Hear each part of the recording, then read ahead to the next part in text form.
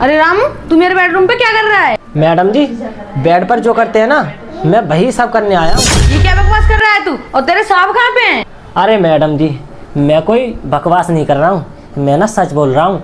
और रही बात साहब की, तो साहब ना ड्यूटी के लिए गए हैं, वो शाम तक आ पाएंगे। और मैडम जी, घर में ना हम दोनों के अलावा कोई तीसरा नहीं है, हमारा मन चाहे सो हम कर सकते हैं, अगर आपकी इच्छा हो तो। तेरी हिम्मत कैसी हुई मुझे ये सब बोलने की? और तेरे साहब मुझे बिना बताए चले गए?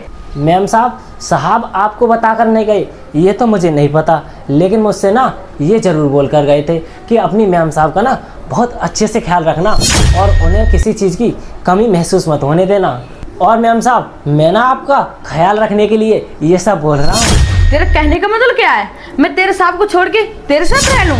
अरे नहीं मैम साहब, मैं ये नहीं बोल रहा हूँ कि तुम साहब को छोड़कर हमेशा के लिए मेरे साथ रहो। मैं तो ये कह रहा हूँ कभी कभी मुझे भी टाइम दे दिया करो, मैं ना तुम्हें बहुत ही ज़्यादा खुश रखूँगा। और हाँ मैम साहब, मैं इसलिए बोल रहा हूँ तुम ना मुझे कभी कभी टाइम दे दिया करो। और साहब के पास ड्यूटी से कहाँ फुर्सत है जो आपको टाइम दे पाएंगे। और मैम साहब, मैं आपके घर में ही तो रहता हूँ, घर का सारा कामकाज मैं ही तो संभालता हूँ। अगर आपकी इच्छा हो तो मेरे साथ रह लो, तो मैं ना आपको किसी भी चीज़ की कमी महसूस नहीं होने दूंगा। पता है रामू, तेरी ये गंदी हरकतों के बारे में मैंने तेरे साहब को बता नहीं दिया, तेरा वो हाल करेंगे तूने कभी सोचा भी नहीं होगा। अरे मैम साहब, तुम ना मुझे एक बात बताओ, अगर मैं तुम्हें खुश रखूंगा तो तुम साहब को ये सब बताओगी? नहीं बताओगी ना? अरे क्यों बताओगी जब मैं आपके लिए खुश रखूंगा तो? और मैम साहब, मैं भी साहब को नहीं बताऊंगा, तुम भी तो मुझे कंपनी दे रही हो। रामू, तुझे इस घर में इतने दिन हो गए काम करते करते, तू मेरे बारे में इतना गंदा सोचता है? मैंने ऐसा कभी सोचा भी नहीं था। बोला मैम साहब, मैं ना ये बात आपसे बोलने को बहुत दिन से सोच रहा था, लेकिन मुझे टाइम ही नहीं मिल रहा था। मुझे आज टाइम मिला, जो साहब ड्यूटी चले गए, तो मैंने सोचा आपसे ये बात आज बोल ही देता हूँ।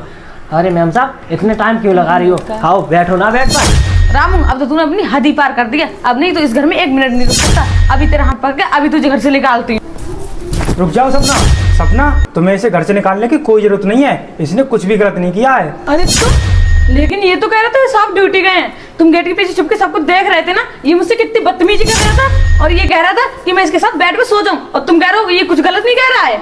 सपना, इसने कुछ भी गलत नहीं किया है, इसने जो कुछ भी किया है वो सब मेरे कहने पर किया है। क्या तुमने कहा था इससे इतनी घिनौनी हरकतें करने के लिए, लेकिन क्यों? सपना, मैं तुम्हारे कैरेक्टर का टेस्ट ले रहा था, मैं जानना चाहता था कि तुम मेरे पीठ पीछे मुझे धोखा तो नहीं दे रही हो। लेकिन अब मुझे तुम्हारी सारी बातें सुनकर मुझे पूरा भरोसा हो गया कि तुम मुझे अब कभी धोखा नहीं दोगी। और सपना, मैंने जो भी तुम्हारे साथ किया है मुझे माफ कर दो। हाँ मैम साहब ना आपका टेस्ट ही ले रहे थे, और मैम साहब ने कहा था मुझसे ये सब करने के